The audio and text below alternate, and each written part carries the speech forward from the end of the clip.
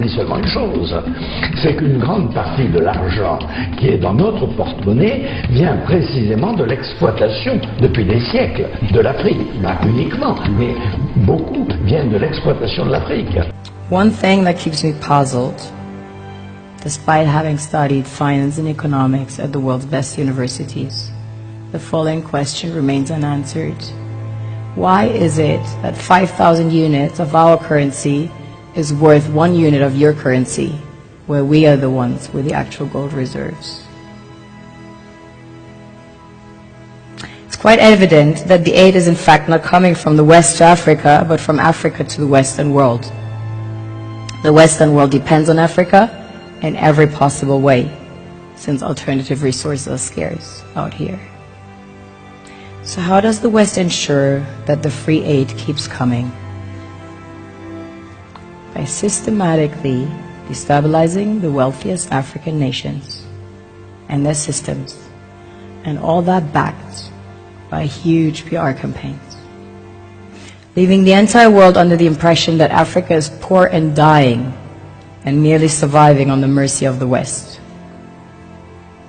Well done, Oxfam, UNICEF, Red Cross, Life Aid, and all the other organizations that continuously run multi-million-dollar advertisement campaigns depicting charity porn to sustain that image of Africa globally.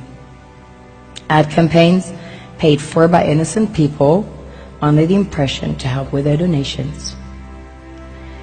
While one hand gives under the flashing lights of cameras, the other takes in the shadows.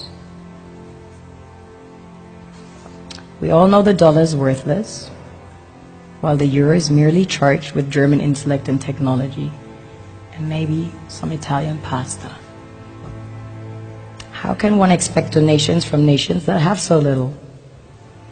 It's super sweet of you to come with your colored paper in exchange for our gold and diamonds.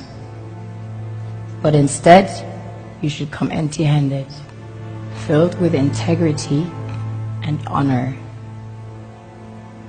We want to share with you our wealth and invite you to share with us. The perception is that a healthy and striving Africa would not disperse its resources as freely and cheaply, which is logical.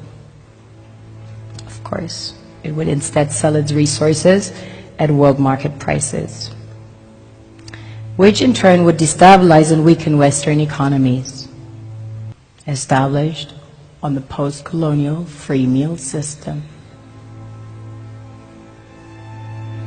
Last year, the IMF reports that 6 out of 10 of the world's fastest growing economies are in Africa, measured by their GDP growth. The French Treasury, for example, is receiving about $500 billion year in, year out.